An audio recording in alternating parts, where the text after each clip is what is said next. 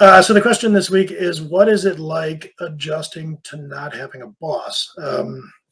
So I kind of a long backlog of these at this point. I don't remember where. I should probably like document this better where these things have been asked and in what context. But I don't recall off the top who was asking this. But a lot of the folks that might ask this in the community or in the Hit Subscribe Slack are often full-time employees before they go off on their own. So if you have been a full-time employee for your career, it's probably pretty natural to wonder what it is like not having a boss if that's all you've ever been used to. So I'll talk about that here. The first thing I want to say is like I hear somebody say a lot, or people say a lot when they go off on their own, something like, "Oh yeah, you think you don't have a boss, but really you learn the clients are your boss." I don't like that trope. The clients are not your boss, or they shouldn't be. If the client feels like your boss, there's one of maybe two things going on.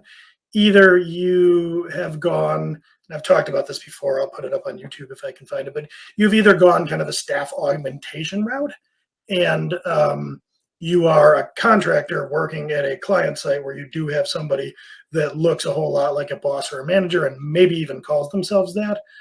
So basically, you're a staff augmentation contractor and you actually do have a boss. Or if you're saying the clients are your boss and that's not the case, it might be that you're just taking on a very subordinate kind of role with respect to your clients and letting them push you around. Because, I'm not just saying this, the clients really shouldn't be your boss. They're more like partners, like you have a business arrangement for them. They're paying you to perform a service. But you ought to be some kind of expert in the service delivery. And in some ways, they ought to probably be deferring to your expertise. No, I mean, not on everything. It's their money. They can kind of, ask for things at spec or what have you, but they shouldn't be ordering you around as if you were an employee or something. So I don't even mean this in just the sense that you might be a contractor. Like there's something wrong if it feels like the clients are your boss. Um, so I guess I just wanted to get that out of the way up front. I don't like that because I feel like most people would pop right into your head like, oh, yeah, you learned that the clients are your boss. That's not a healthy outlook if you're going off on your own. The clients will certainly have a lot of input into what you are doing, but it shouldn't feel the way that having a boss feels to you or something is off. It'd probably be another video for me to talk about like why that is and what. I don't want to go too far down this rabbit hole. Because the question here is, what is the adjustment like, or what is it like not having a boss? So I guess when you go off on your own, the shift that you're going to have, and maybe out of the gate you do have some kind of staff augmentation arrangement or whatever, but like assuming you kind of get off on your own, and let's say you're doing a service where you're going to have a few different clients at once, or maybe like a larger amount of clients at once, shorter engagements or something along those lines. You will have an unprecedented lack of structure to your work going off on your own. And for me, I really liked that. So one element of not having a boss, to me, I'm an outdoor cat. I don't know if I was probably over the long term meant to work for other people. And it is a while in my rear view now. I don't think I've had a boss for probably a decade, close to that. No, I guess 8 years. Anyway, so for me, it wasn't really my bosses. I always get along well with my bosses. It was more that there was institutional crap, like bureaucracy. You typically it wouldn't necessarily be your boss do it, but you'd have to go and like watch the regulatory compliance videos or sign off on the thing that where you agreed not to do corruption. If you work for an enterprise, those of you who have probably know what I'm talking about. All these CYA things, all this organizational bureaucracy. And that's really before you even got into the elements of your craft, tools that upper management forced you to use or all kinds of different things like that. So in an organization of any size, there's a lot of decisions that are made for you.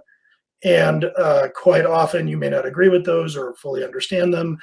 They might feel stupid to you or restrictive or whatever it may be. So you go into work and there's just all kinds of policies and all kinds of stuff that you have to do that you didn't really sign up for. A lot of sexual harassment training because people before you were not decent human beings. There's a lot of things beyond your control. When you hang out your shingle and freelance, you immediately get back a lot of that control. So you are not forced into using particular tools. You're not forced to go to certain kinds of meetings. You're not forced to do an awful lot of things. And that, in the shortest of terms, can be quite liberating. I remember, uh, just loving that out of the gate. There was so much, unnecessary stuff I could cut out of my day. And then beyond that, you could even take things you believe as a matter of principle and incorporate them into your business. I mean, within reason. But for instance, I probably controversially think job interviews are just a dumb thing and that they shouldn't exist. So I've created, or Amanda and I created Hit Subscribe, and then we've grown this business without ever doing job interviews. That's just not a thing we do. And being my own boss, you have the power to do stuff like that if you so choose, assuming you can be successful. And I'll get to that in a minute.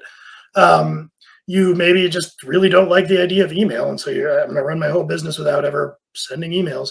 You can make decisions like that, and as long as you're able to stay in the business, it's your business. You can do as you will, and that is great.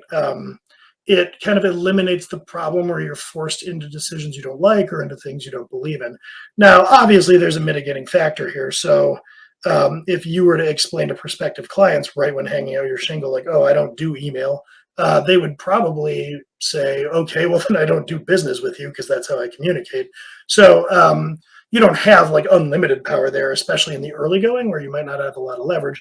Now, if you had built up a successful practice in this email example, and you were used to working with clients, you were in demand, you would probably first of all say something like, "I don't do email, here's what I do instead.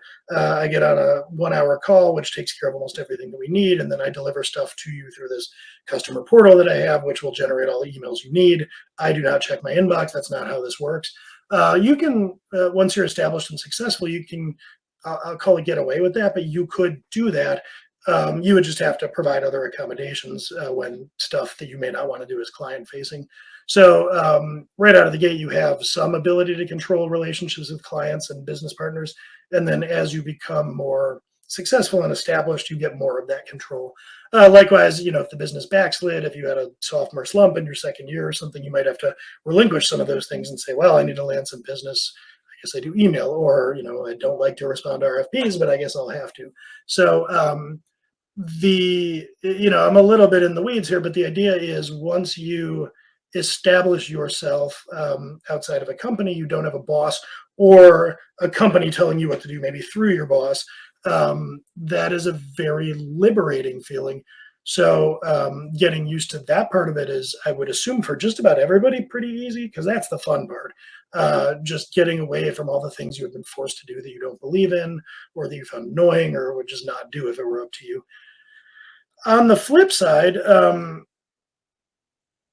I have seen people struggle with entrepreneurship, seen people struggle with the environment of freelancing in general, or being on your own in general, due to a lack of structure. So the flip side of not having people telling you what to do is nobody's telling you what to do. And I'm not trying to be facetious there, but I more mean, if you have never had any experience operating in an environment of a lot of uncertainty, um, this can be tough. The lack of structure can be tough. When you go into work, um, I mean, this isn't like literally true, but you will have like a punch list of tasks that you're supposed to work on. If you have a decent manager at your organization, that person will probably have sort of a priority list of things that you do. So, like, all right, get direct assignments, you work on features or whatever. In the event that you have no features to work on, here are three other things in priority order that you could always work on. You always work on the documentation or whatever. So usually any decent manager or organization will have an answer to the question at all times, what should I do next? When you go off on your own, you hang out that shingle, and what should you do next? Well, it's really up to you. Should you build yourself a website? Should you make business cards? Should you start making phone calls to try to win business? Should you create an Upwork account? Nobody's going to answer that for you. Nobody's going to prioritize that for you. You have to figure all of that out for yourself. And it starts to go beyond that too. You don't just have to decide what to work on in what order, but there's subtleties there where You might also need to make decisions like, how long do I work on something before I pull the ripcord and decide it's not working? How long, should I work on each of these tasks in a given week? How much time should I spend on the sales and marketing of my business versus the service delivery? So, not just what to work on, but like time management concerns and decision making that you're not probably used to making, unless you're going off on your own to freelance after you've been in leadership for a while. The further you wander your way up the org chart, the more experience you'll probably have with stuff like this. But even for somebody who has been, a VP or something, um, there is the element of personal accountability versus accountability to anybody else. So even if you kind of have those decision making and time management skills, there's still the fact that, assuming you haven't burned through your runway when you're new to the business on any given morning, instead of, working, you could just watch cartoons or whatever, and nobody would, give you any organizational demerits or what have you. So that's another failure pattern. The kind of lack of accountability that I've seen tends to make it so that you can do a lot of procrastination, or even good faith. Or like procrastination isn't not working, but even like good faith procrastination, like something I imagine a lot of software engineers watching out there would do, spend way too much time building your own website because you think that, shows that you're good at building websites or something. So you could make bad business decisions that seem like good ones to a technician, and nobody is there to stop you. So there's like actual procrastination, lack of accountability, and then there's, maybe non-strategic decisions that nobody's stopping you from making.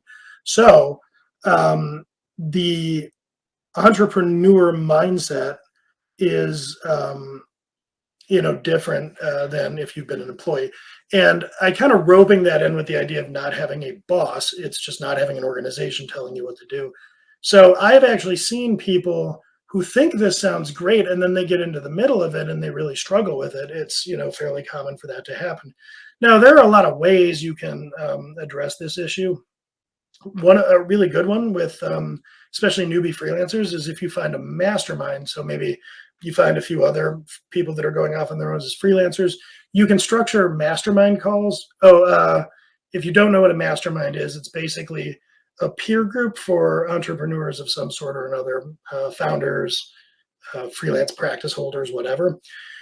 And you'll often get, maybe there's three to five people, and they will get on a call every so often, weekly, biweekly, monthly. And there are a few different formats for them, but the common themes that I've seen in these is one of mutual accountability. So you tell the group, here's what I did over the last couple of weeks. Here are the big things that I'm planning to do over the next couple of weeks. And that can act as a check, just, like psychologically want to keep coming to the group and saying like, oh, I didn't do any of the things I set out to. So just, kind of doing that quasi commitment can help you keep you focused and keep you motivated.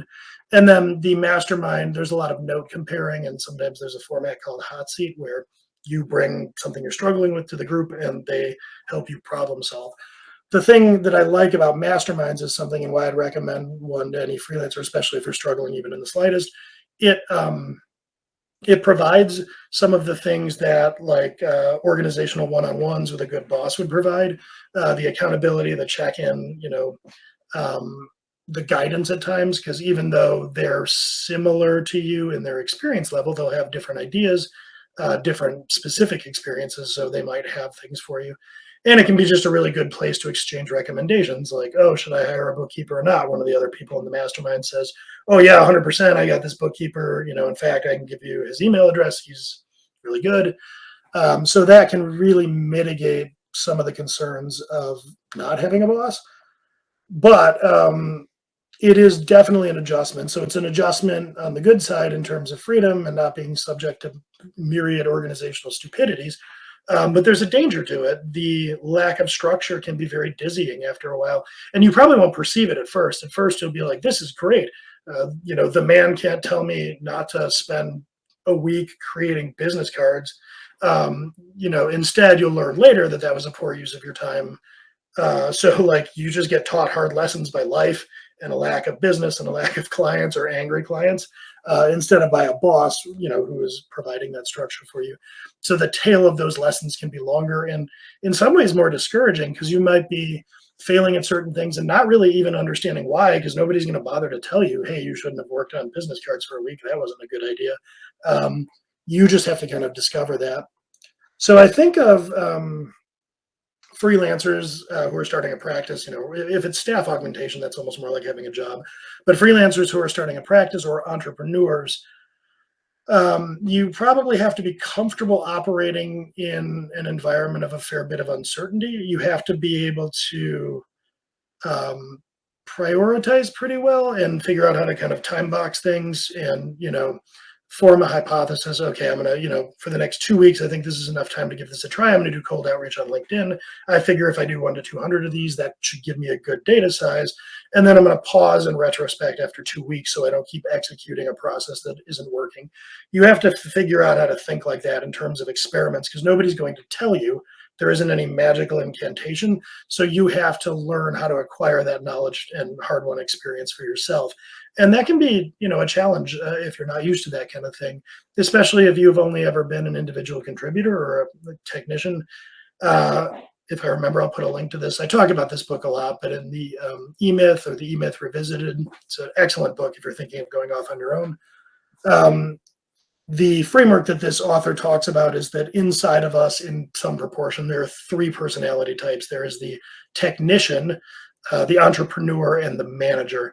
And the technician is what you're used to doing if you're a software engineer, a graphic designer, or something where you're executing your craft. And the entrepreneur is the visionary, the deal maker, wheeler and dealer type of person.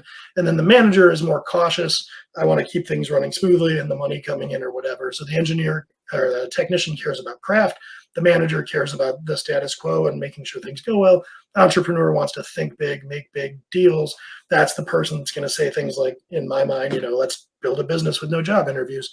So I'm mentioning all those people because the other thing, or all those personality types, I guess, because what the author also says is that a lot of people who go off on their own aren't really being entrepreneurs. He says they have an entrepreneurial seizure. So you're really mostly a technician, and that's what you like, but you get tired of the man telling you what to do as a technician. So you think, I'm going to go off on my own. I could do this better than you idiots. You're doing everything wrong. I'm smart. I know all this.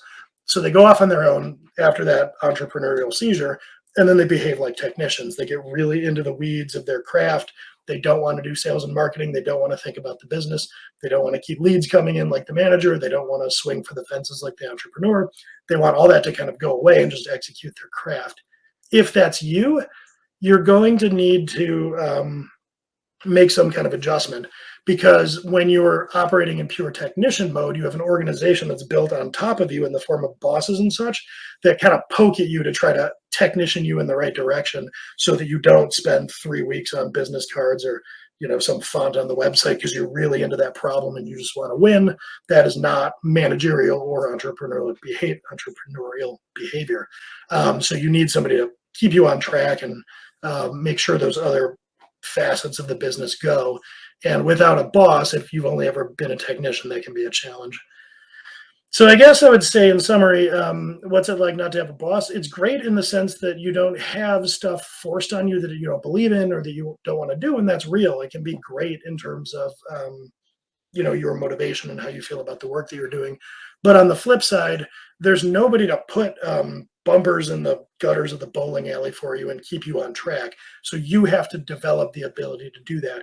You can't procrastinate and eat cereal and watch cartoons all week instead of working, or you'll fail.